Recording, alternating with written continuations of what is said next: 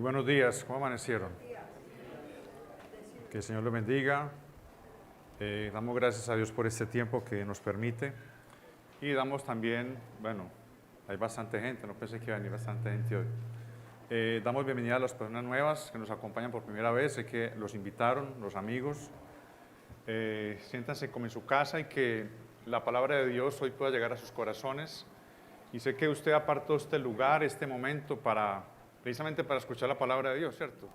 Yo imagino que sus amigos le dijeron, venga, vamos a un lugar y no sé qué va a pasar allá. Creo que usted sabía, y todos los que nos congregamos hace años acá en la iglesia, sabemos a lo que venimos, ¿cierto? Venimos a cantarle a Dios, a adorar a Dios, y venimos ¿a qué? A escuchar la palabra de Dios. Así que espero que dispongamos nuestros corazones el día de hoy. Estamos estudiando, para las personas que nos acompañan, simplemente, resumidamente, en 30 segundos, estamos estudiando el libro de los jueces. El libro de los jueces se encuentra en el Antiguo Testamento y el libro de los jueces nos habla de una época de oscuridad bastante grande. Algunos lo denominan la etapa del oscurantismo porque dice la Escritura en Jueces de que cada uno, el pueblo de Israel, hacía lo que bien le parecía. Entonces, ya usted se podrá imaginar lo que estaba pasando en el periodo de los jueces. Y hoy corresponde, estamos siguiendo esta serie de jueces, hoy corresponde Jueces capítulo 6, versículos del 1 al 24. Y es un comienzo de una nueva etapa, de un nuevo juez que se llama Gedeón. Obviamente no vamos a mirar todo el capítulo porque esto va a ser como una especie de serie, ¿cierto? Esas series que vemos, aunque todos los jueces es una serie, pero precisamente hoy se va a dividir, vamos a hacer una parte y las próximas 2 semanas siguientes el pastor seguirá con la otra parte. Así para que estemos atentos. Entonces, acomódese por favor ahora su Biblia, Jueces capítulo 6. Jueces capítulo 6, versículo del 1 al 24. Cuando lo tenga a la mano usted me dice, listo José, estoy preparado. ¿Estamos listos? Sí, estamos listos, ya. Muy bien, entonces ya se abrochó el cinturón. Abróchese los cinturones porque hemos dicho que Jueces es un libro donde uno se tiene que abrochar los cinturones muy bien, ¿cierto? Jueces capítulo 6, versículos del 1 al 24, y leo en el nombre del Padre, del Hijo y con la guianza del Espíritu Santo. Dice la palabra del Señor, entonces los israelitas hicieron lo malo ante los ojos de ¿quién? Muy bien, y el Señor los entregó en manos de Madián por 7 años, y el poder de Madián prevaleció sobre Israel. ¿Por causa de qué? De los madianitas. Los israelitas hicieron escondites, por causa de los madianitas, los israelitas se hicieron escondites en las montañas y en las cavernas y en los lugares fortificados. Porque sucedía que cuando los hijos de Israel sembraban, los madianitas venían con los amalecitas y los hijos de Oriente y subían contra ellos. Acampaban frente a ellos y destruían el producto de la tierra hasta Gaza. Y no dejaban ¿qué? Sustento alguno ¿a quién? A Israel. Ni oveja, ni buey, ni asno. Porque subían con su ganado y sus tiendas y entraban como langostas en multitud. Tanto ellos como sus camellos eran innumerables y entraban en la tierra ¿para qué? Para devastarla. Así fue empobrecido Israel en gran manera por causa de Madián, y los israelitas ¿qué hicieron? Clamaron al Señor.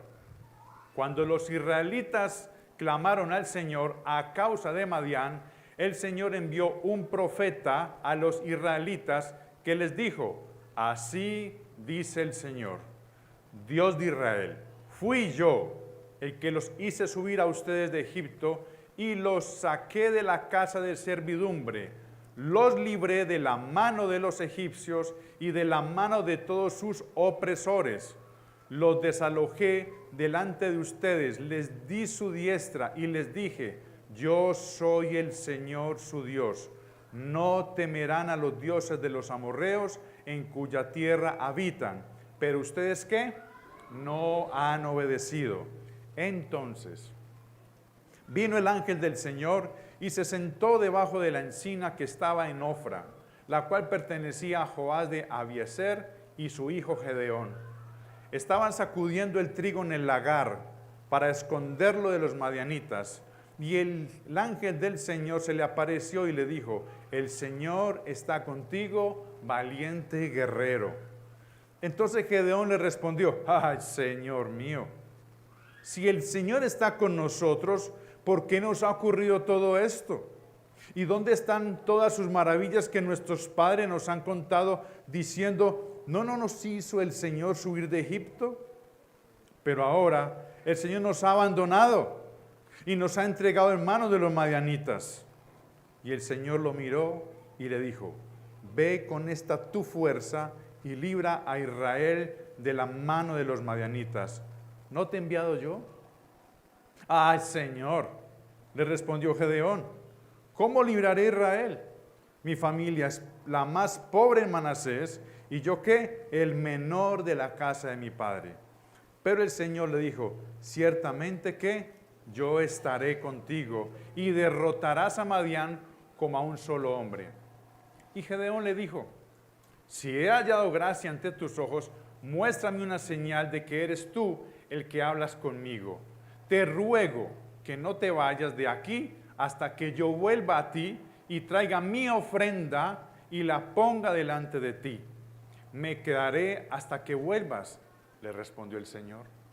Y Gedeón entonces entró y preparó un cabrito y un pan sin levadura con una efa de harina. Puso la carne en una cesta y el caldo en un caldero, y los llevó y se los presentó al ángel debajo de la encina. Y aquel ángel de Dios le dijo: toma la carne y el pan sin levadura, ponlo sobre esta peña y derrama el caldo. Y así lo hizo Gedeón. Entonces el ángel del Señor extendió la punta de la vara que estaba en su mano y tocó la carne y el pan sin levadura. Y subió fuego de la roca que consumió la carne y el pan sin levadura. Y el ángel del Señor desapareció de su vista. Al ver Gedeón que era el ángel del Señor, dijo: ¡ay de mí, Señor Dios! Porque ahora he visto al ángel del Señor cara a cara. Y el Señor le dijo: la paz sea contigo. No temas, no morirás. Y Gedeón edificó allí un altar al Señor, y lo llamó: el Señor es paz, el cual permanece en Ofra de Abiezer hasta el día de hoy. Amén. Esta es la palabra del Señor del día de hoy. Bastante larguita, ¿cierto? Voy a tratar de resumirla en 54 hojas, no se preocupen. Tranquilos, Arial 54, entonces termino rápido. Muy bien, damos gracias a Dios. Entonces, creo que cuando usted lee este texto, dice: uy, pero todo está muy claro, ¿cierto? Pero creo que es importante darle un repaso a toda la Escritura y Dios que tiene preparado para el día de hoy, para nuestros corazones. Hemos titulado este sermón: el Dios que usa a los vulnerables para derrotar a los grandes. Sé que está largo el título, pero lo va a dar tiempo para que copie. El Dios que usa a los vulnerables para derrotar a los grandes. Y tiene tres pequeñas divisiones. El primero es el Dios que confronta, y está acompañado del versículo 1 al versículo 10. El segundo es el Dios que se relaciona con los vulnerables, va del versículo 11 al versículo 18. Y el tercero, el Dios digno de toda adoración, que está entre el versículo 19 y versículo 24. Entonces, ¿cómo se llama la enseñanza? El Dios que usa a los vulnerables para derrotar ¿a quién? A los grandes. Y nuestra primera división se llama el Dios que confronta, que va del versículo 1 al versículo 10. Muy bien. Al comenzar entonces los Jueces, capítulo 6, encontramos a la nación de Israel saliendo de un periodo de relativa tranquilidad. Si usted pone sus ojos en el capítulo 5, versículo 31, dice que el país tuvo descanso por ¿cuántos años? Mire su Biblia, por favor. Mire su Biblia. ¿Qué dice su Biblia? Si usted mira su Biblia va a estar convencido. Si me mira a mí, se va a perder. Mire su Biblia que dice: ¿cuánto tiempo tuvo descanso el pueblo? 40 años. Muy bien. Y país tuvo descanso por 40 años. Durante la jefatura de Débora y Barak, las cuentas estaban pagadas, los hijos se portaban bien, los negocios iban bien, todo marchaba a las mil maravillas. Y como suele suceder, en estos momentos Israel se olvidó de Dios. Se olvidaron se volvieron autosuficientes, no necesitaban a Dios. La pregunta es, ¿cómo puede una nación o cómo puede una persona, después de 40 años, hacer lo malo delante de Dios? Entonces el Señor sacudió las cosas al incitar a un enemigo, a Madián, contra ellos, para mostrarles lo difícil que puede ser la vida sin Él. Durante los periodos de los jueces, que los jueces juzgaron, los textos apuntan a una palabra y dice que la tierra tuvo descanso. Por ejemplo, en Otoniel, dice la Escritura que cuando termina Otoniel, o durante Otoniel, la tierra tuvo 40 años de descanso. Con el juez Ahó tuvo 80 años de descanso y con Débora 40 años de descanso. El versículo 1 dice que los israelitas hicieron lo malo ante los ojos del Señor. ¿Cómo preguntamos ahora, cómo puede una nación hacer lo malo delante de Dios si la tierra está en descanso? La Escritura es una fiel muestra que es Dios quien da descanso a la nación. Pero el problema es que la nación de Israel no disfrutó del descanso de Dios. O sea, no tenían comunión con Dios. Se cansaron del periodo de tranquilidad que Dios otorgó. Esto es increíble, ¿no le parece? Cansarse de la bondad de Dios. Y aquí no quisiera ser un padre, pero ¿cómo puede uno cansarse de la bondad de Dios? Si la tierra está en paz y mi país está en tranquilidad, no hay guerra, no hay saqueos, y de un momento a otro decido hacer lo malo. ¿Cómo me canso yo de la misericordia y de la bondad de Dios? Israel en el desierto se cansó, ¿sabía usted? Israel en el desierto se cansó de comer maná. ¿Sabía usted eso? Si quiere me acompaña en Números capítulo 11. Números 11, versículos del 4 al 6. Si de pronto está en pantalla, si lo pueden poner. Números 11, del 4 al 6. Dice, el populacho que estaba entre ellos tenía un deseo insaciable. Y también los israelitas volvieron a llorar y dijeron, ¿quién nos dará a comer carne? Nos acordamos del pescado que comíamos gratis en Egipto, de los pepinos, de los melones, los puerros, las cebollas y los ajos. Pero ahora no tenemos apetito, no hay nada más que este maná. Tremendo, ¿verdad? ¿Cierto? Es para uno decir, ¿en serio eso pasó?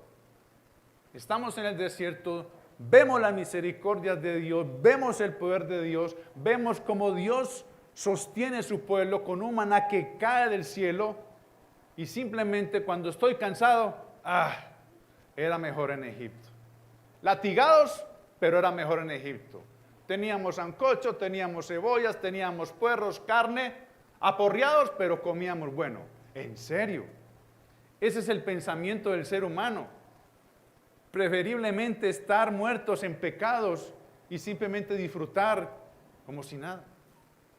Israel, esto es una evidencia bíblica, mire, usted lo lee ahí y vea, ¿y qué? Tenemos este maná.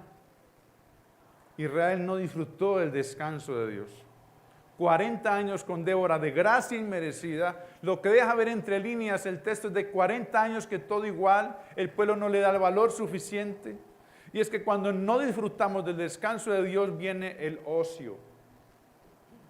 Dios otorgó todo este tiempo para tener comunión con Él, pero el pueblo solo le interesó que no me pase nada, que no me invadan mis enemigos, que para eso tengo un juez que me ayuda, pues para eso clamo a Dios. Dios ha determinado un día santo para que los hijos estemos en comunidad para que le adoremos. Y esa era una de las rogativas que hacía Moisés a Faraón. Deja ir a mi pueblo para que me adoren en el desierto. 40 años donde no hay una evidencia bíblica, hermanos, que el pueblo le interese el descanso de Dios en la tierra. Por eso la etapa de los jueces se llama la etapa de la oscuridad, porque cada uno hacía ¿qué? Lo que bien que le parecía. Entonces, para explicar un poco este comportamiento del pueblo, el autor de los jueces comienza el capítulo 6 diciendo con una frase desgarradora. Entonces los israelitas hicieron, ¿cómo dice? Usted lo lee en su texto, ponga sus ojos en la Biblia. Hicieron lo malo ante los ojos del Señor. Y como a veces me gusta definir palabras, hicieron, ¿qué es hicieron? Hicieron es producir, fabricar, realizar, elaborar, confeccionar, construir, componer, formar, crear, inventar, etcétera, etcétera, etcétera. ¿Cuál se acomoda? ¿Con cuál se acomoda usted? Engendrar, concebir. Lo que el pueblo en 40 años no hizo para Dios, lo hizo para el mundo. ¿Y qué fue lo malo que hicieron? Siguieron a los dioses de los amorreos. El pueblo estaba en una escena haciendo lo malo delante del Señor. Y entonces, ¿qué hace Dios? Dice la Escritura que los entregó en los madianitas ¿por cuántos años? ¿Por cuántos? Muy bien, está leyendo usted la palabra, excelente. Por 7 años. Para entender la palabra entregó, no significa que los dejó y se olvidó de ellos. No, es que Dios no habita donde está el pecado. El pueblo, al no querer el gobierno de Dios en sus vidas, Dios se hace a un lado para que sea la consecuencia de su pecado que los oprima.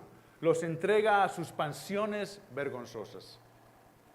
Por eso el Señor los entregó a Madián durante 7 años. Y es importante saber que los madianitas eran extremadamente poderosos y oprimían a los israelitas sin piedad. Eran tribus nómadas en el desierto. Cada año en la época, y aquí es donde viene lo más desgarrador, hermanos, del texto.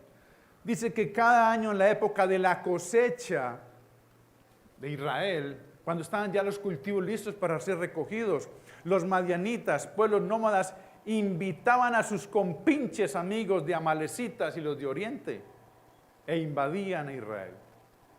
Si usted pone sus ojos en el versículo 5, nos dice que llegaban con una plaga como una plaga de langostas, devastando la tierra, destruían todo lo que no podían llevarse y dejaban a Israel sin sustento alguno, ni ovejas, ni bueyes, ni asno.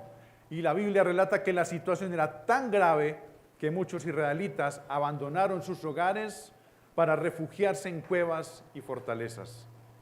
Temiendo por sus vidas, de esta manera fue, dice el texto, empobrecido Israel.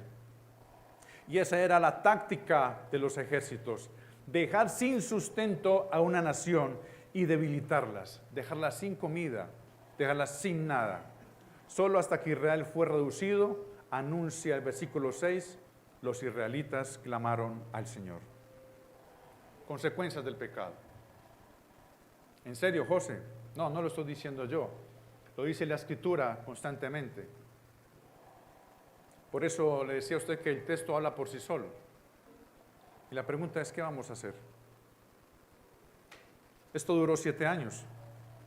Finalmente los israelitas clamaron al Señor pidiendo ayuda. La pregunta es, iglesia, ¿por qué tardaron tanto? ¿En serio? Lleva ese primer año sacudido, el segundo año invadido, el tercer año, cuarto, 5, 6, y solo hasta el año 7 levantan un clamor al Señor.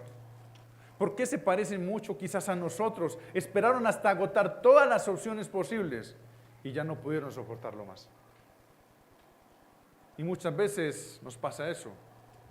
Nos inundamos en el pecado y pensamos que vamos a resolver el conflicto, decimos mentiras para arreglar otro problema y nos vamos en un espiral profundo, pero cuando ya el callejón está sin salida, levantamos la mirada hacia el cielo y decimos, Señor, ayúdame. ¿Cuántas veces nos enfrentamos a circunstancias difíciles y nunca nos detenemos a preguntar qué tiene Dios planeado para nosotros en estas circunstancias, en estos 7 años? En cambio, nos resistimos pensando que podemos mejorarlo solos. El primer año Israel quizá dijo, yo lo soluciono, quizá de pronto cosechemos de una manera diferente. Venía Madián. El segundo, tercer año, venía Madián. No, vamos a solucionarlo de otra manera diferente, vamos por este lado. El cuarto año venía Madián. 7 años, hermano. 7 años. La clave es la siguiente. Cuando llegan los momentos difíciles, en lugar de verlos como un castigo divino, intentemos verlos como un don de la gracia de Dios. Aquí es donde la gracia opera sin merecerlo, mi amado hermano y amigo. Por su amor no hemos sido consumados, porque Él espera que todos procedamos al arrepentimiento. Proverbios 33, 11 y 12 dice, Hijo mío, no desprecies la instrucción del Señor, ni aborrezcas su disciplina, porque el Señor disciplina a quien ama como a un padre, al hijo a quien se deleita. Aunque no lo creamos, eso que llamamos castigo divino se llama realmente disciplina. nos ama demasiado como para dejar que sigamos viviendo como somos. Anhela ser el centro de tu vida y de mi vida. Por eso tiene planes para nuestras aflicciones y siempre son para nuestro bien. Una cosa es que tú hayas dejado 7 años, tú y yo hayamos dejado 7 años, lo hubiéramos resuelto en el primer año, ¿verdad? Pero esperar 7 años. La Escritura sigue diciendo, y si pone sus ojos en el versículo 7, que Israel clamó por causa de Madián.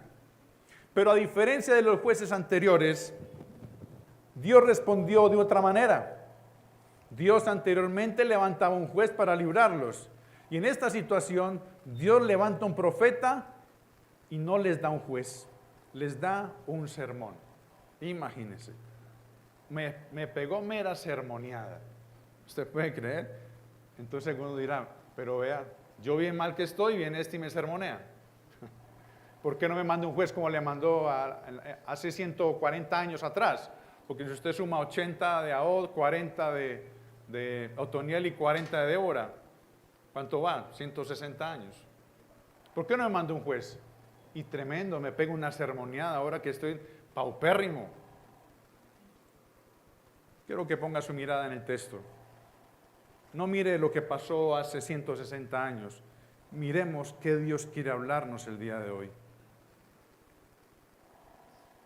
Levanta un juez, no levanta un juez, les da un sermón. Antes de que puedan valorar el rescate que vendrá, el pueblo tiene que entender por qué razón necesitan el rescate. El profeta llega y les ayuda a entender por qué causa están sumidos en este problema. Porque quizás no entendían por qué. Durante 7 años seguían en el problema y no entiendo por qué, por qué. Pero el ángel, Dios tiene que interceder, Dios tiene que intervenir. Mire, el problema es este y por eso vamos a leerlo. El profeta quiere que entiendan a dónde los ha llevado su pecado. La misión de un profeta es señala el pecado y señala la senda para volver a Dios. Eso es lo que hace el profeta, señalar el camino hacia Dios. Ahora bien, quiero que le demos un repaso a este sermón, esa sermonía que me pegaron. Ponga sus ojos ahí en el versículo 8 conmigo.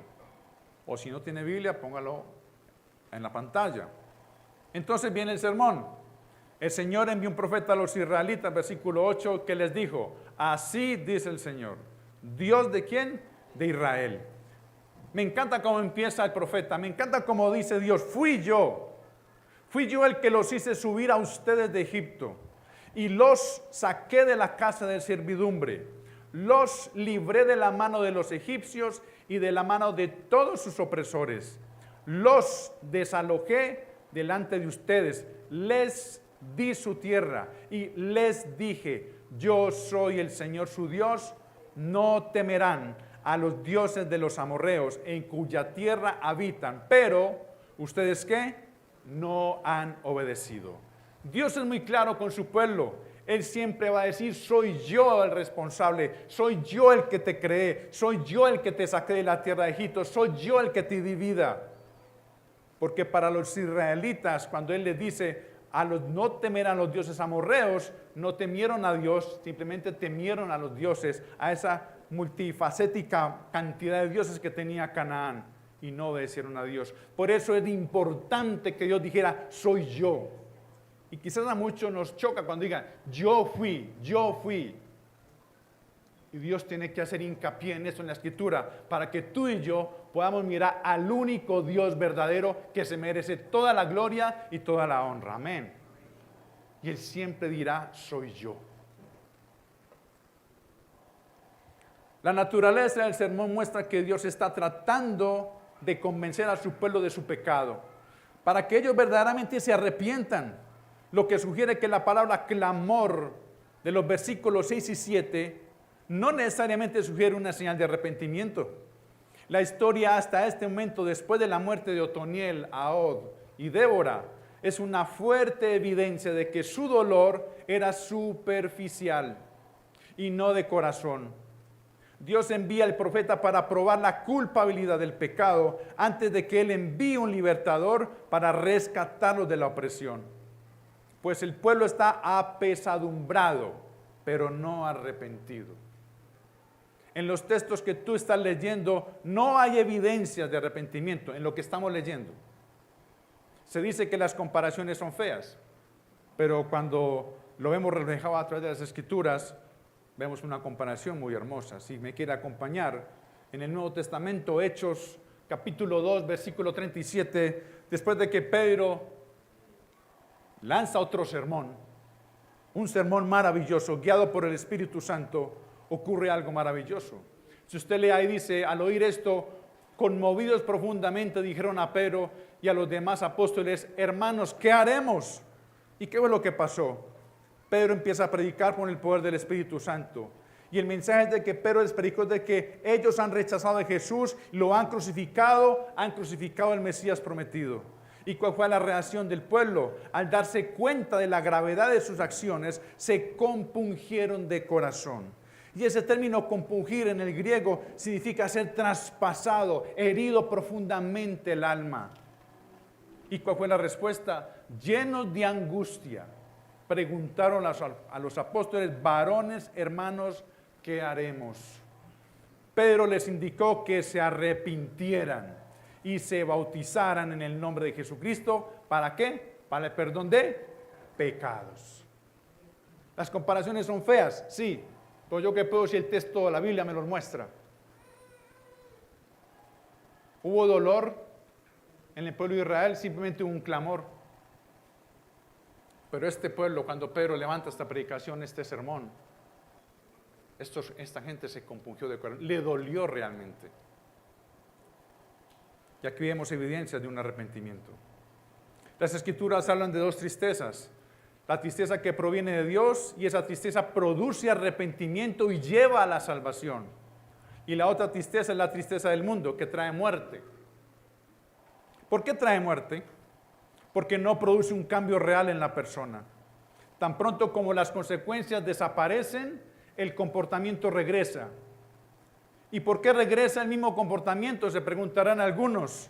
Porque el corazón no ha producido repugnancia por el pecado. Así es sencillo. Cuando la tristeza viene del mundo trae muerte. ¿Por qué? Porque no nos gusta pecar cada día más. No hay repugnancia por el pecado. Por esta razón el pecado permanece enraizado. La tristeza que proviene de Dios produce arrepentimiento. Produce pesar por las consecuencias de un pecado. ¿Acaso no lo ha sentido cuando usted hace algo y se arrepiente y le duele en el corazón? ¿Cómo pude haber hecho yo esto? Quiero llamar a esa persona, quiero pedir perdón constantemente, Señor, perdón. ¿Cómo pude hacer esto, Señor? Perdón, esto tan feo, tan horrible, tan repugnante. Esa es la actitud de un corazón arrepentido, repugnancia por el pecado. ¿Ha usted olido una carne rancia? Sí, Juan dice que sí, que ya tuvo la experiencia, ¿cierto? ¿Quién ha sentido la repugnancia? Uf, qué feo huele. ¿Usted se quiere acercar más a ese olor o se quiere retirar? ¿Qué hace usted? Se retira. Entonces, ¿por qué el texto muestra a Israel que quiere hacer lo malo? Como que no hay una sensibilidad en el corazón. Simplemente es un deseo de seguir pecando. Pero los hijos de Dios, los que han reconocido, los que se han arrepentido de corazón, hay repugnancia por el pecado. Si viene la tentación, huye de la tentación. Le parece fastidioso, no quiero saber nada de eso. La tristeza que proviene de Dios produce arrepentimiento, produce pesar por las consecuencias de un pecado. El verdadero arrepentimiento se enfoca en el resultado real y reconocimiento de nuestro pecado. ¿Y cuál es el resultado? Que he perdido comunión con Dios. Así es sencillo, he perdido comunión con Dios, y el arrepentimiento siempre nos capacita. Oye, esto es tan hermoso. El arrepentimiento nos capacita para aceptar y superar las cosas que sucedieron, reconociendo que lo merecía, que merecía algo mucho peor. Y el verdadero arrepentimiento valora el sacrificio de la cruz en el Calvario. Es interesante que el pueblo clamó por un milagro dramático y recibió un sermón. Recibió una exposición de la palabra de Dios. El texto no me habla de quién era ese profeta. Sin embargo, cumplió en entregar el mensaje. De la misma manera, nuestro Señor Jesucristo ha cumplido la labor exacta como profeta puesto por Dios, señalando el camino del arrepentimiento. Arrepentidos, porque el reino de los cielos, ¿qué? Se ha acercado, dijo Cristo. Deuteronomio, por ejemplo, 18:15, dice: un profeta de en medio de ti, de tus hermanos como yo, te levantará el Señor tu Dios. A él oirán. Está hablando de Cristo. Cuando iban los discípulos en camino de Emaús, Lucas 24:19, les preguntó Jesús y ellos dijeron: ¿de qué cosas hablan ustedes? Les preguntó Jesús y ellos dijeron: las referencias a un Jesús, el Nazareno. No tienes idea, usted como que no ve WhatsApp o qué, Señor. No sabían que era Jesús. El profeta, que fue un profeta poderoso en obra y en palabra de Dios y de todo el pueblo. Porque Jesús era ese verdadero profeta. ¿Cómo se llama la primera división? El Dios que ¿qué? El Dios que exhorta, ¿cierto? No, que confronta. Muy bien. Voy a dejar descansar. Segundo punto, el Dios que se relaciona con los vulnerables.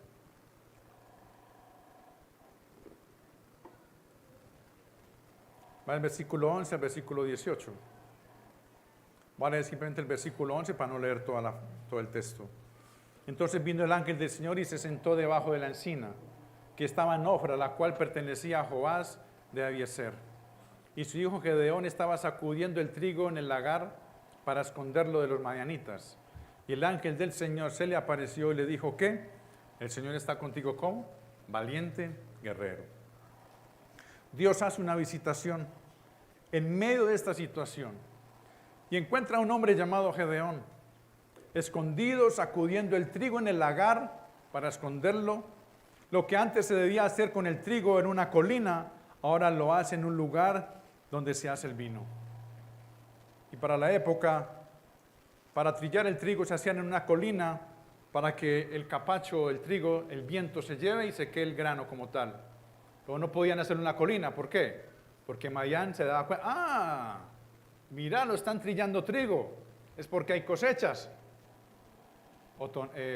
Gedeón no lo podía hacer, lo hacía en el lugar donde se hacía el vino, en el lagar. El ángel de Dios ha descendido y es un hombre que está escondido y está con temor de perder lo poco que tiene. Las últimas noticias de su alrededor era que todo estaba destruido y sus hermanos israelitas estaban sin sustento. Hasta allí llega el Señor y viendo la situación, porque Dios conoce cada situación que ocurre en nuestras vidas. Y el ángel habla: el Señor está contigo, valiente guerrero. Qué mensaje, ¿no? Estoy tirado. Hace 8 días pasó por aquí Madián, nos dejó sin nada. Y viene una persona y me dice: valiente guerrero. Y aquí escondido, trillando el trigo, en el lugar donde no debería ser, pero aquí estoy. Y me dice: valiente guerrero. La respuesta de Gedeón no se hizo esperar, ¿verdad? Ay, Señor, ¿en serio? ¿Es en serio lo que me estás diciendo? Es un chiste de mal gusto. Si Dios está con nosotros, ¿por qué nos ha ocurrido todo esto? ¿Dónde están las maravillas que nuestros padres nos han contado? Él nos hizo subir de Egipto, ¿o no? ¿Y ahora qué? Dios nos ha abandonado y nos ha entregado en manos de Madián, como si fuera poco. Simplemente piense en la escena, hermanos. Es bastante desgarrador, ¿no? Cuando tú piensas que Dios no te va a visitar y te visita de una manera inesperada y te dice estas palabras: valiente guerrero. Y yo simplemente creo que estoy en la paupérrima. Gedeón no está mirando el problema por sí solo, no en su condición. Es una comunidad, le duele su familia, le duele su país. Gedeón aún no tiene claro quién es este ángel de Dios que le está hablando. Y no es un asunto de grosería en la forma que le contesta, simplemente tiene dudas. Tiene dudas. A pesar de 7 años de opresión madianita, tiene presente algo de teología en su mente. Solo teología heredada, mas no teología práctica. Porque él dice: nuestros padres, o sea que era un hombre que era discipulado, pero han pasado 7 años y entonces, ¿dónde está Dios?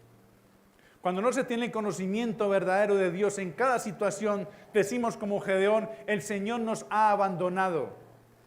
Decimos, Señor, ¿por qué no me quitas este problema? En vez de decir, Señor, por favor, hazme la persona que pueda tratar con este problema. Porque es muy fácil para nosotros 7 años de opresión.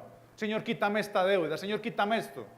Señor, o por qué más bien no, en un acto de sinceridad, en un acto de responsabilidad humana, en un acto como hijos de Dios, podemos decir, Señor, sabes, estoy mal.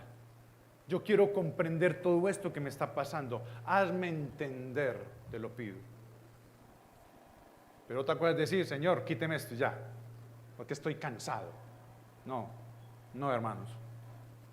Dios no trabaja de esa manera, porque sería alcahuetear nuestro pecado.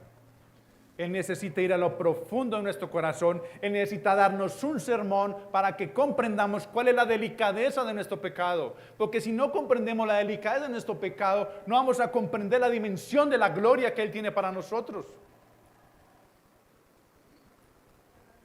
Señor, hazme la persona, yo quiero entender lo que está pasando. Entonces vemos nuestros problemas como evidencia de que Dios nos ha abandonado. Y déjame decirte algo, eso no es cierto. Eso no es cierto. Y te lo demuestro bíblicamente. Dios se acercó a Gedeón. En una situación grave en el país, dice la Escritura que Dios se acercó a Gedeón. El pecado en nuestras vidas ha causado un estigma hacia Dios. Entonces decimos, Él hizo la creación y nos dejó solos y nos dejó botados y aquí estamos sufriendo. O decimos, si Dios es amor, ¿por qué hay tanto niño aguantando hambre? Si Dios es bueno, ¿por qué me separé? Si Dios es bueno, ¿por qué perdí mi trabajo? ¿Por qué? ¿Por qué? ¿Por qué? ¿Por qué? Mi amado, es el pecado que mora en nosotros que nos cambia la forma de ver a Dios. Y recuerda esa mentira que se introdujo en el Edén, mentiras, no moriréis. Y esa es la consecuencia muchas veces de nuestras decisiones, cuando el pecado nos dice, mentiras, no moriréis. Es una mentira piadosa, eso pasa tranquilo. O como dicen por ahí, es una mentira blanca. Como dicen por ahí, brujería blanca y brujería negra. No, brujería es brujería. Y punto, ¿cierto? Es una mentirita, ¿qué? Piadosa. Y como es piadosa, no hace daño. Pues eso dice el pecado que mora en uno. Eso no hace daño. Pero ¿cuánto daño hace a la santidad de Dios? ¿Cuánto nos separa? No, mijo, si llaman, diga que no estoy. ¿Y qué pasó? No pasa nada. Ah, usted cree que no pasa nada. Pero para tu hijo va a quedar sembrado que se puede mentir muy fácilmente. Aleluya. Gracias, papá, por esa consejería.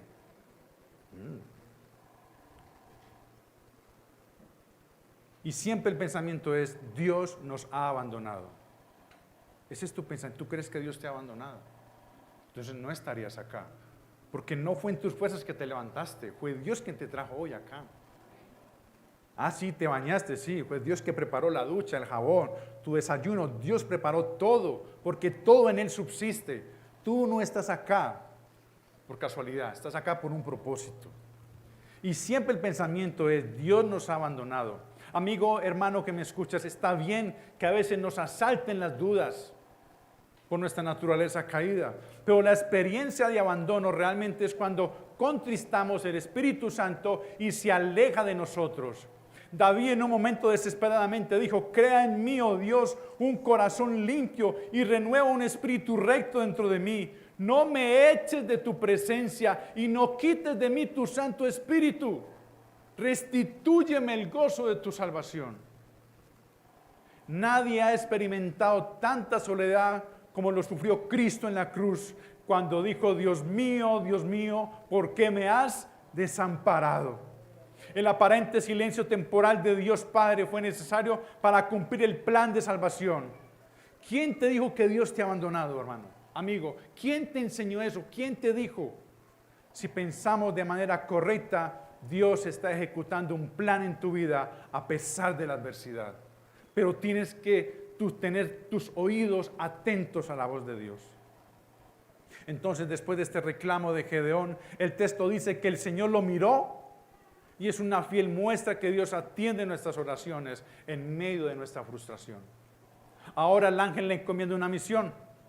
Si el problema es Madián, entonces ve con esta tu fuerza y libre a Israel. ¿No te envío yo? Y se repite por segunda vez la expresión en Gedeón. ¿Cuál fue la primera? Valiente guerrero. Ahora, ve con esta fuerza. No, pero esto es una tomadera de pelo. O sea, a ver, pero mira algo maravilloso. Se repite por segunda vez la expresión, ay Señor, ¿cómo es? No lo puedo creer. Esta persona no entiende cómo estoy. Soy más vulnerable. A ver, Señor, déjame explicarte algo pequeño, resumido, algo contextualizado. Mi situación de toda la cadena familiar, mi familia es la más pobre. Somos los más pobres y además yo soy el más pequeño. Entonces, ¿cómo me dices a mí que ve con esta tu fuerza? Pero saben, Dios le sale al paso a la respuesta de un hombre. Dios le sale al paso al reclamo. Ciertamente yo estaré contigo.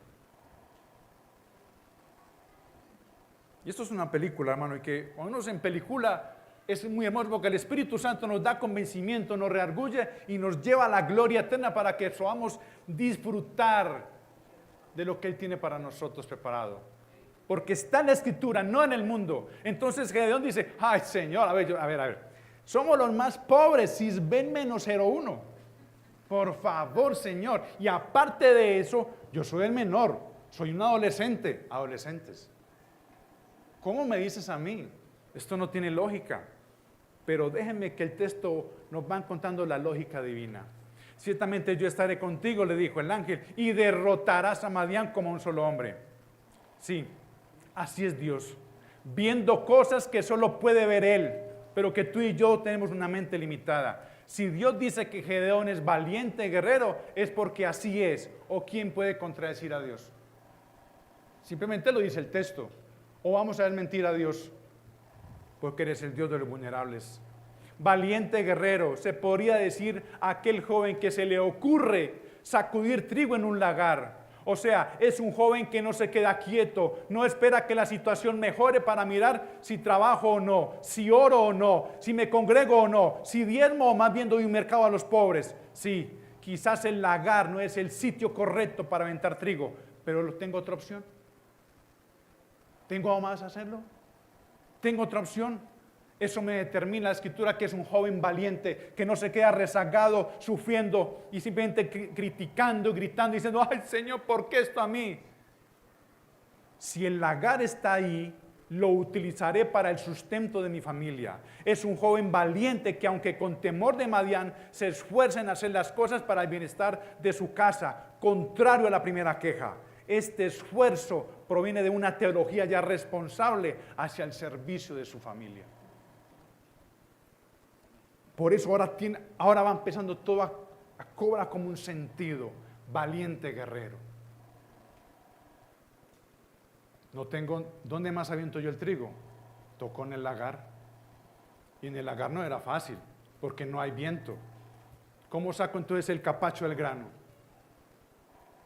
Se necesita tener una mentalidad del Señor para poder no quedarme quieto. Lo voy a hacer. Ahora todo empieza a cobrar sentido. Valiente, eres un valiente. Porque no te quedas esperando a que la persona llegue. Simplemente actúas como una responsabilidad, como adolescente, como adulto que eres. Pero ¿saben algo? Gedeón escuchó una palabra clave. ¿Qué fue lo que escuchó del ángel? ¿Lo recuerda? A ver. ¿Cómo? Estaré contigo. Recuerde que él hace un reclamo al ángel y dice, nuestros padres nos han dicho, Teología, ¿no? Conocimiento. Gedeón escuchó una palabra clave, ciertamente yo estaré contigo y derrotarás a Madián como un solo hombre. Pero encerremos la palabra, ciertamente yo estaré contigo. Gedeón dijo, si he hallado gracia ante tus ojos, muéstrame una señal que eres tú. Pongan sus ojos ahí en ese versículo, que eres tú, está en mayúscula. Y me llama la atención porque ya Gedeón está empezando a descubrir, este hombre no es lo que yo pienso, creo que va a ser algo más diferente. Porque si tú miras que eres tú el que hablas conmigo, te ruego no te vayas hasta que yo vuelva a ti y traiga mi ofrenda. Ahora, mi hermano, preste atención a esto tan hermoso y maravilloso. Gedeón dice, muéstrame una señal que eres tú. En esta conversación ya él es consciente que está hablando con alguien diferente.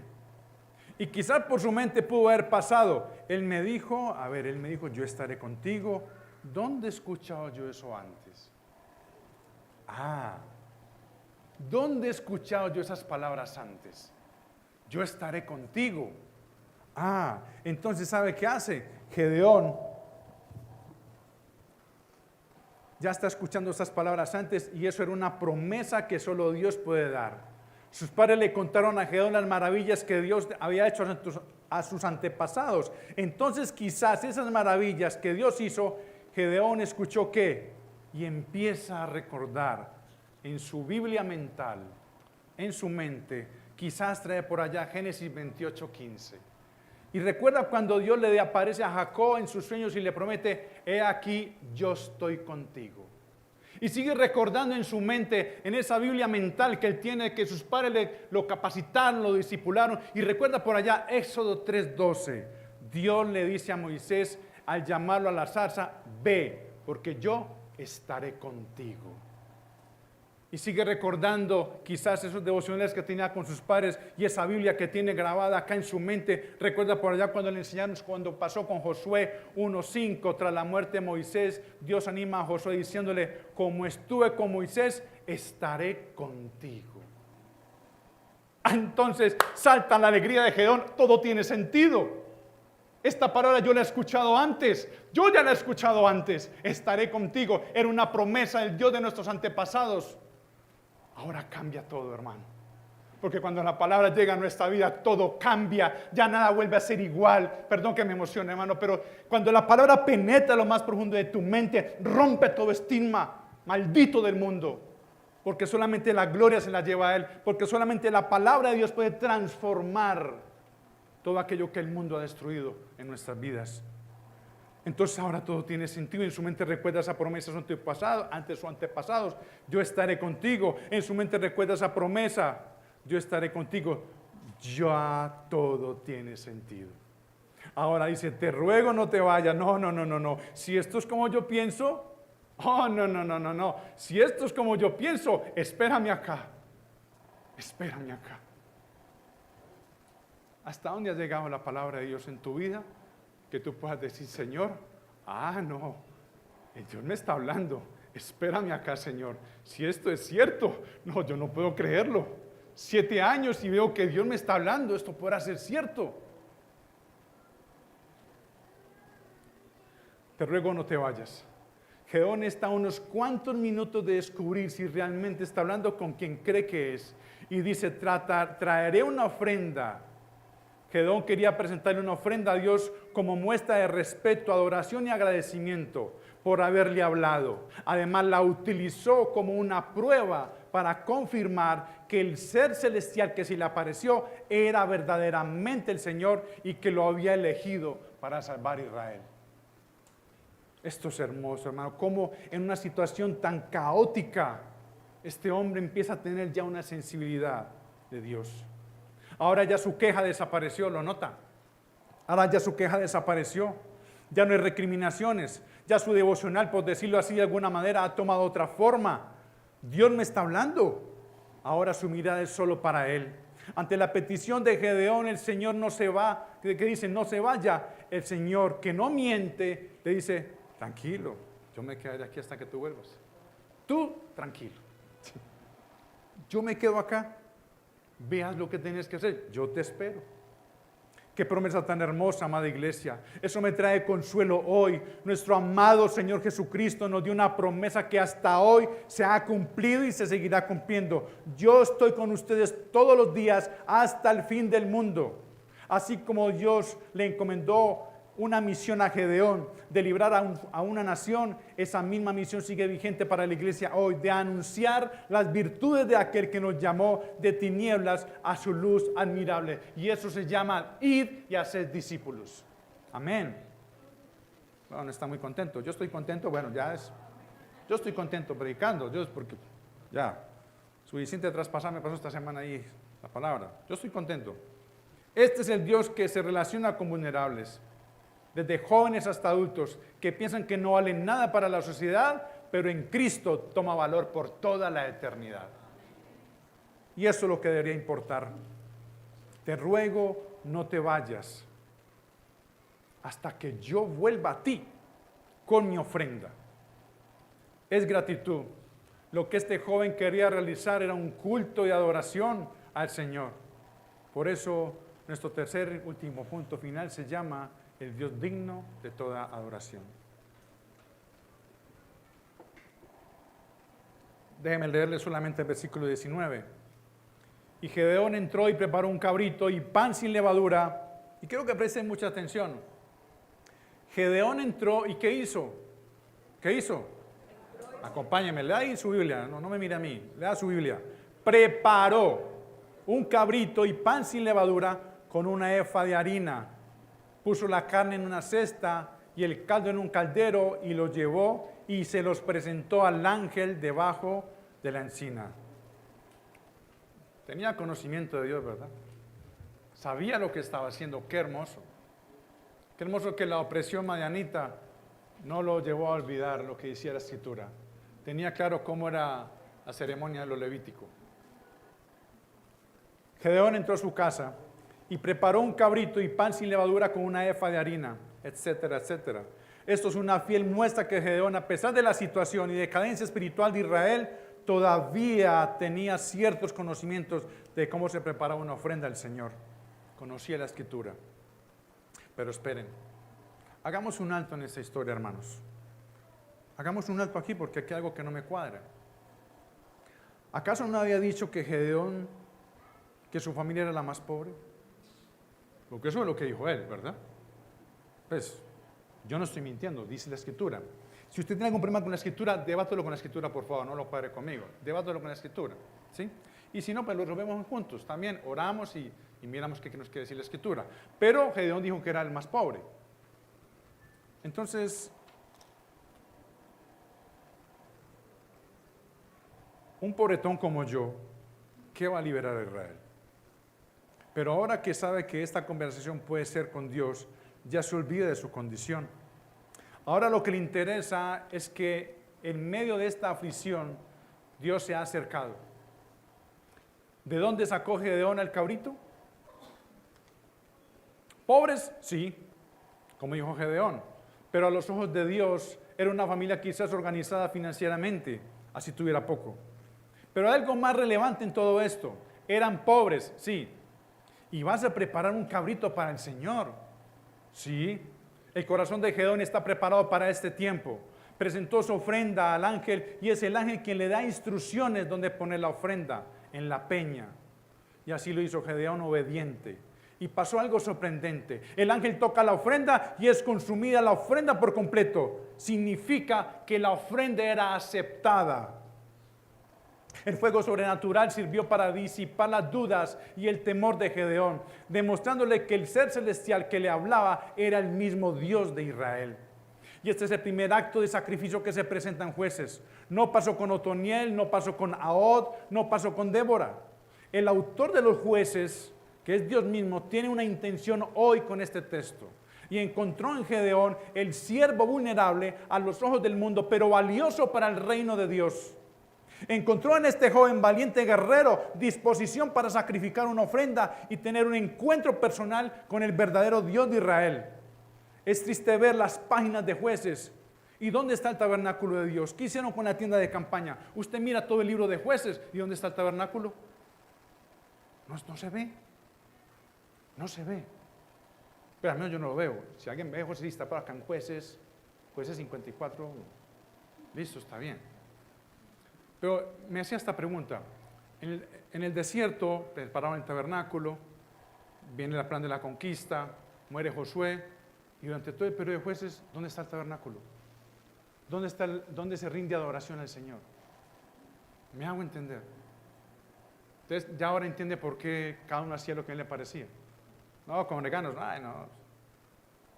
¿Y cuánto tiempo pasó todo este periodo de Jueces? Entonces me llamó la atención esto, ahora entiendo. Ahora entiendo. ¿Qué hicieron en el tabernáculo? ¿Dónde está la tienda de campaña? En esta línea vemos cómo Dios da un acompañamiento a un hombre lleno de dudas y lamentos. Y es Dios quien le otorga la seguridad. Yo estoy contigo. Y es que cuando sabes que es Dios que está hablando a tu vida, los miedos desaparecen. Me puedo presentar ante el altar de Dios un sacrificio de alabanza. Y sí, mi hermano Gedeón presentó una ofrenda. Pero José eran pobres. ¿Cómo presenta un cabrito el Señor? De pronto se quedaban sin nada. No sé, hermano, no sé. No sé. No sé, mi amado hermano. ¿Acaso crees que Gedeón dudó de esa ofrenda? Jesús vio una mujer que dio todo lo que tenía, su sustento, y era pobre. Y dijo a sus discípulos, en verdad os digo que esta mujer dio más que los otros, porque los otros dan de lo que les sobra. Y tengo que ser consecuente con el relato bíblico. Gedeón no dio sobras. Él se tomó el tiempo de preparar un cabrito. Así como esta mujer vio Jesús, se preparó para dar su ofrenda. Entonces, sí o sí tengo que traer una aplicación a la iglesia. O usted ve que Gedeón entró a la casa, bueno, ¿será que sí será el Señor? No, entonces bueno, le va a presentar nomás la cabeza del cabrito. No, él dice que preparó un cabrito por completo. ¿Qué haría usted, hermano? Si usted sabe que se va a encontrar con esa persona más importante de su vida, usted le va a llevar migajas. Él se está encontrando con el Dios de Israel. Y él no dudó. Él simplemente preparó. Hizo su mejor esfuerzo. El texto no dice, bueno, hijo, ¿qué estás haciendo? No, es que me encontré con una... No, no lo dice. El hecho de que él preparó y entregó por completo la ofrenda al Señor. Primero, estoy preparando mi corazón cada domingo para ofrecer en la oración al único Dios digno. Segundo, ¿será que solo se rinde a oración solo los domingos? ¿No es acaso adoración a Dios todo nuestro ser 24 horas? Adorar a Dios es unas miradas correctas, pensamientos correctos, actos correctos, respuestas correctas. Por lo demás, hermanos, todo lo que es verdadero, todo lo honesto, todo lo justo, todo lo puro, todo lo amable, todo lo que es de buen nombre, si hay virtud alguna, si hay algo digno de alabanza, en esto pensad. ¿Es digno de alabanza todo lo que hacemos? ¿Es digno de alabanza todo lo que hacemos? Gedeón presentó una ofrenda, sí. Así como el pueblo daba sus diezmos y ofrendas al templo para el sustento de los sacerdotes. Hoy los creyentes olvidan este acto de obediencia. Realmente no presentamos nuestros diezmos y ofrendas a Dios. No sea que solamente estemos dando sobras. Perdón, hermano. Entonces alguno dirá, bueno, de pronto, hermano, alguno dirá de pronto de mala gana, bueno, pastor, ahí le doy la ofrenda. No, no sirve tampoco. Porque tiene que ser una convicción de corazón. Bueno, tome este diezmo, pues, pastor, para que no me sermonee, como vaya con el primer punto. Yo te diré, esa ofrenda no es aceptable. Tenemos que tener un encuentro personal con Cristo cara a cara, para que podamos decir como Gedeón, ¡ay de mí, Señor! Porque ahora ha visto el ángel del Señor, ahora he visto al ángel del Señor cara a cara. Y el Señor le dijo, la paz sea contigo, no temas, no morirás. No hagamos las cosas por presión. No hagamos las cosas simplemente para que me miren, porque ¿qué dirán? Si hacemos las cosas, las hacemos porque hemos tenido un encuentro real y personal con el Dios verdadero. Amén. Sé que es duro. Sé que nuestra mente, mi mente es limitada para aceptar la gloria santa de Dios. Pero cuando tenemos un encuentro personal, porque si usted mira, fue progresivo lo de Gedeón, ¿verdad? Fue algo progresivo y fue algo maravilloso. Y pregúntele al texto si después de ese encuentro, en menos en lo que estamos predicando hoy, se volvió a acordar de lo que pasó. Ah, Señor, que usted nos ha abandonado. Ay, Señor, ¿verdad que no? ¿Qué hay en el corazón de Gedeón? Una actitud de simplemente, si esto es lo que yo pienso, voy a presentar sacrificio al Señor. Si esto es lo que yo creo que estoy pensando, el Señor me está buscando con un propósito para vencer a Madián, lo voy a hacer. Y simplemente él va a su casa de una manera ordenada y prepara su cabrito para el Señor. Gedeón sabía que podía morir. Asimismo dijo Isaías, ay de mí que soy muerto, porque siendo hombre inmundo de labios y habitando en medio de pueblo que tiene labios inmundos, han visto mis ojos al Rey de los ejércitos. Comprendo el significado de la ofrenda cuando reconozco la grandeza de Dios en mi vida, que todo es de Él, por Él y para Él, que le pertenezco a Él. Solo así podré construir o edificar un altar para el Señor como hizo Gedeón, versículo 24. Y Gedeón edificó allí un altar al Señor y lo llamó el Señor es mi paz. Ya Gedeón no está abrumado, ya no cuestiona a Dios, ya sabe que siendo pobre tiene a Dios como su grande riqueza, ya que ya el altar que acaba de edificar es para darle gloria y honra a Él. Ya no es el Dios que nos ha abandonado, es que ya yo abandoné a Dios, ya es el Señor, es mi paz. ¿Cómo estás edificando hoy tu altar, amada iglesia, amado amigo? ¿Te estás presentando como un sacrificio vivo a Dios? ¿Qué debería ser nuestro culto racional? Y si es un culto racional, entonces ¿por qué nos estamos moldeando al mundo? Jesucristo dijo, la paz os dejo, mi paz os doy. Yo no la doy como el mundo la da. No se turbe vuestro corazón, ni tengan miedo. Ante un mundo turbado y lleno de miedos y cuestionamientos a Dios, así como Gedeón presentó su ofrenda a Dios y fue aceptada, el Padre nos presenta la ofrenda perfecta de su Hijo Jesucristo para todo aquel que en él cree y no se pierde y tenga vida eterna. Cristo fue la ofrenda perfecta porque tú y yo fuéramos alcanzados. Él cruzó la estratosfera y habitó entre nosotros y entre los vulnerables y despachados. Y me equivoqué aquí. Entre los vulnerables, pues yo aquí que es que despechados del mundo, Dios mío. Despreciados, exactamente. Vulnerables y despreciados por el mundo. No está despechado ese día, no, para nada. Gracias a Dios usted tiene el Espíritu Santo y me puede corregir. A los despreciados del mundo, muertos en delitos y pecados. Él fue la ofrenda para darnos vida. Cristo como ofrenda fue despreciado y desechado de los hombres, varón de dolores, experimentado en aflicción, y como uno de quien los hombres se esconden el rostro, fue despreciado y no le estimamos. Ciertamente Él llevó nuestras enfermedades y cargó con nuestros dolores. Con todo, nosotros le tuvimos por azotado, por herido de Dios y afligido. Pero Él fue herido por nuestras transgresiones, molido por nuestras iniquidades, y el castigo de nuestra paz cayó sobre Él, y por sus heridas hemos sido sanados. Cristo es, lo será y lo seguirá siendo hasta que venga por su iglesia, nuestro verdadero profeta que confronta, nuestra roca que nos sostiene, nuestro sacrificio perfecto ante el Padre, y Él es nuestra paz. Por eso, al saber que fuimos comprados a un precio grande, no estimamos preciosa nuestra vida. Nos presentamos como una ofrenda a Dios para su servicio en el reino. Que aunque somos vulnerables para el mundo, Dios nos llama como valientes guerreros a derribar por la palabra de Dios todo argumento que se levante contra el conocimiento de Dios. Que aunque somos vulnerables para el mundo, Dios nos llama a confrontar el pecado. Que aunque somos vulnerables para el mundo, Dios nos llama como embajadores de Cristo y nos ha encomendado la palabra de reconciliación para que todos se reconcilien con Dios. Dios nos llama a proclamar que Él es digno de toda nuestra adoración. Amén y amén. Déjeme terminar con esto. Romanos 11:36 dice: porque todas las cosas proceden de Él, existen por Él y para Él. Si lo tiene en video bien, me ayudaría. Gracias, Santi. Romanos 11:36 y me va buscando Apocalipsis 4:11. Y con esto termino. Mire lo que hice en la pantalla, y si no lo tiene en la pantalla, mírelo en su Biblia. ¿Por qué? ¿Porque de quién? De Él.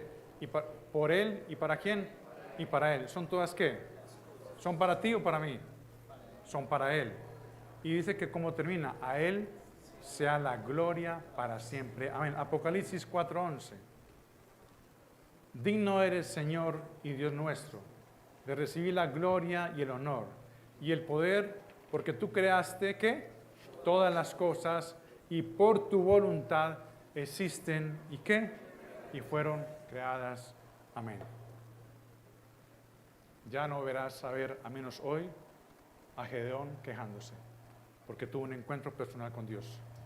Y yo te motivo para que tengas un encuentro personal con Cristo, que te puedas arrepentir de tus pecados y reconocerlo a Él como Dios y suficiente Salvador y el Señor de tu vida y de mi vida.